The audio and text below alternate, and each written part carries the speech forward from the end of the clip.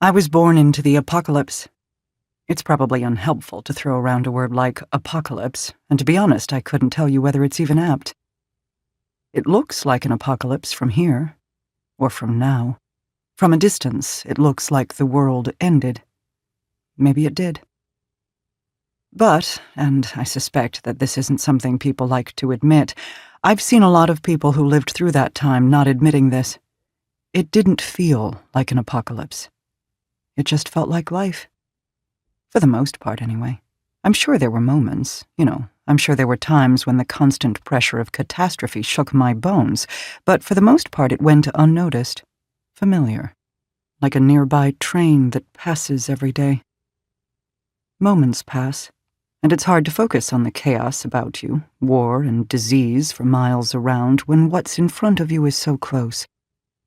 I grew up at the end of the world, and all that mattered was what was for dinner.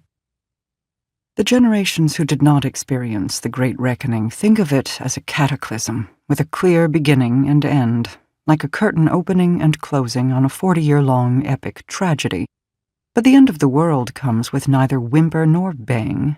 It unfurls its blossoms slowly, majestically, one moist, black petal at a time. When I was an infant, the reckoning was merely a war, born of allies and treaties, of minor uprisings leading to fists-pounding podiums across continents. As with many of her generation, Dr. Gregory's birth date is unknown. Due to the widespread bombing that took place during the Great Reckoning, many documents were lost. The New Society Records Department was established in 1943, several months after the official day of first peace. It attempted to reissue key documents to survivors, but depended on personal recollections of the individuals themselves, which were not always reliable. Records list Dr. Gregory's birthday as the 10th of January, with no year.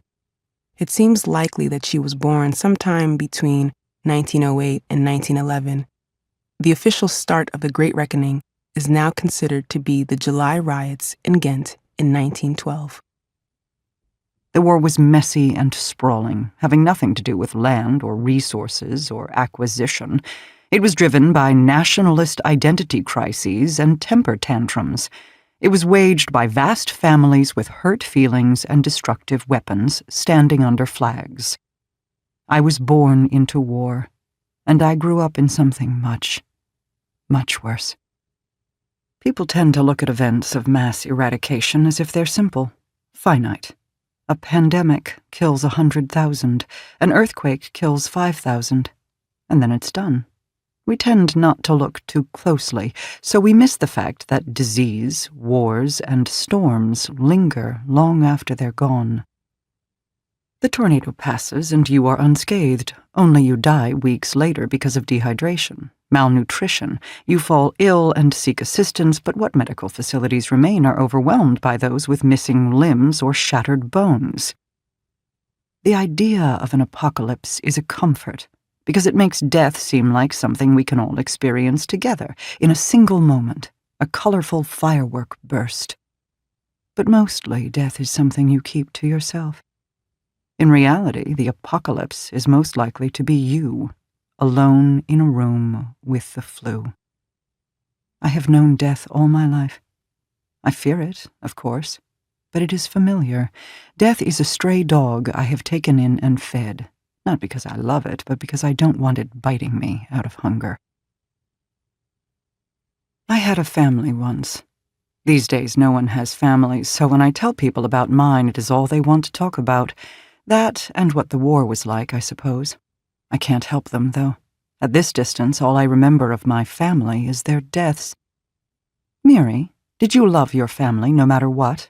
Is one question people ask me.